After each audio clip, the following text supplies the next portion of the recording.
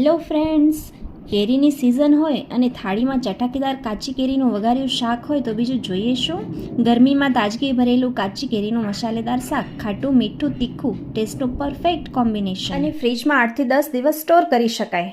2 નાની કાચી કેરી લઈએ, સારી રીતે ધોઈ છાલ કાઢી ગોટલી કાઢી લઈએ અને કટકા કરી લઈએ. હવે એક કડાઈમાં 2 મોટી ચમચી જેટલું તેલ લઈ એમાં 2 થી 3 લવિંગ, એક મોટો ટુકડો તજ, એક તમાલપત્ર, એક લાલ મરચું અને 8 થી 10 મરીના દાણા તેલમાં ઉમેરી રાઈ અને જીરું નાખી અને હિંગથી વઘાર કરી અને મેથી પણ નાખી શકાય અને કાચી કેરીના ટુકડા એમાં એડ કરી દઈએ. એક ચપટી જેટલી હળદર, મીઠું સ્વાદ પ્રમાણે અને ગોળ ઉમેરી મિક્સ કરી લઈએ અને થોડીવાર માટે ઢાંકીને ચડવા દઈએ. ગોળ ઓગળી જાય એટલે આપણે આ રીતે ડીશ ઉપર થોડુંક પાણી મૂકી અને કેરીને ચડવા દઈએ. તો અહીં કેરી છે એ એકદમ જ ગળી ગઈ છે.